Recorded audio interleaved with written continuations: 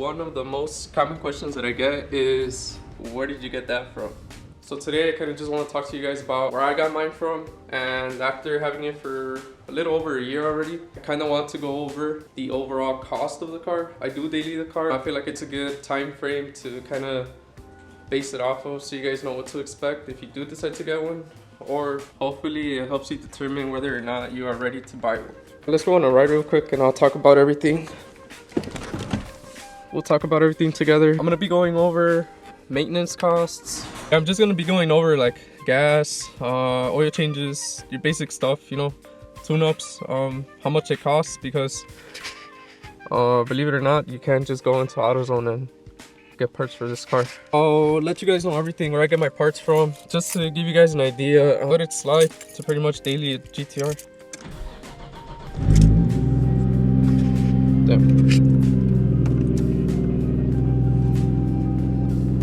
It's been a couple days since I started it. Luckily it didn't need a jump start. The battery in this thing is really tiny.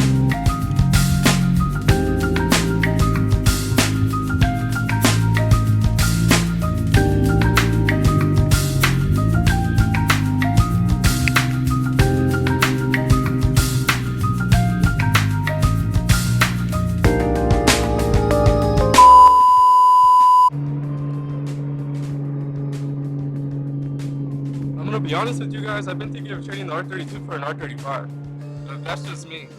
Now, I'm not too sure about it, like 100% right now, since I don't really know the peak value of these cars. Over the past couple of years, it's just been going up and up. So I don't know if maybe I'm just getting out of it too early or if I should wait. But just want to let you guys know that I have been thinking of getting an R35 instead. What do you guys think? Should I do it? Should I not? Should I wait? Comment below what you think I should do, please. You see that over there? Let's do a quick tunnel run. Downshift to third. Lower the windows.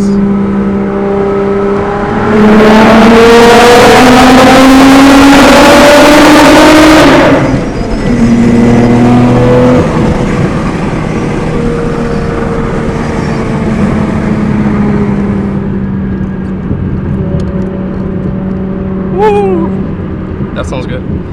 That sounds real good. I hope the camera's able to pick up the entire sound. I hope there's not too much wind, because I did have the window all the way down. But that sounds so crazy in person. I was gonna keep driving for a little bit longer, but I noticed that like the sun was about to go down, and I don't want to lose the sunlight because then it makes it really hard for you guys to see me. But I just pulled up to a random parking lot just to talk to you guys about like the maintenance costs and you know, how much it's cost me to own the car over the past year. I wrote down a list explaining everything, because I wasn't gonna remember everything off the top of my head. Let's start out with the basics. Where did I get the car from? I got the car from Top Rank International Importers in California. I'll leave the link down below if you guys want to check them out. They do offer financing if you're interested in financing, or you could just pay cash. It's up to you. Everybody's different. Shipping the car from Cali to over here, it was $900 if I remember. Now let's talk about overall maintenance. I haven't really had any issues with the car, luckily. My car is mainly stock. All I did to it was the exhaust and the intakes. And intakes were like 250 bucks. Exhaust was 1,000. I do have a TOMEI if you guys haven't heard it. Let's talk about oil changes. Now my car right now has 103,000 kilometers. I got the car with 81,000 kilometers, so I put around 20,000, 22,000 kilometers on the car, which it translates to about 10 to 12,000 miles if I remember correctly. So after doing the math for oil changes, now for this car, the oil filter is a lot more expensive than your average car, just because you can't find them in the parts store, so I have to order them online. I ordered them through eBay, or there's another website called TRHU, I think that's what it's called. Oil filters are about $25 after shipping from what I remember. So $25 for the oil filter, $25 for gallon. So oil changes, $50 total. Done about 7 oil changes in the past year. So right there, that cost by itself is $450 for the year. Gas is another one of those expenses that are going to vary depending on how much you drive the car. I daily drive my GTR, so I've gone through a lot of gas. And when I was doing the math and I realized how much gas I spent just on driving, that's blows my mind. Even if it's over the course of a year, it's still somewhat a lot. So gas, a full tank is about $45. I get about 18 miles to the gallon, maybe less if I have a heavy foot. But average, when I looked it up, it said 18 miles per gallon. So we're just gonna base it off of that. I did the math. The total cost for my gas throughout the year was $3,105 on average. Let's talk about insurance. Now insurance, I have State Farm and I only pay $70 per month. A lot of people think that just because it's an import or a GTR, that you're gonna be paying an outrageous amount for insurance per month. Now that's full coverage as well. And obviously it's gonna depend on you, your record. You know, everybody's different, but I'm just letting you guys know it's $70 for me through State Farm. I've also had to change the spark plugs. Obviously, RB26, inline 6, it has 6 spark plugs. I paid about $10 each. That's $60 for the spark plugs. Not too long after I got the car, I did end up ripping axle boot. Now, I thought I was going to have to get a complete new axle since I couldn't find like just a boot by itself for SKYLINE.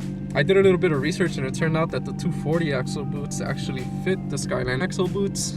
So that's what I ended up doing. I went to AutoZone.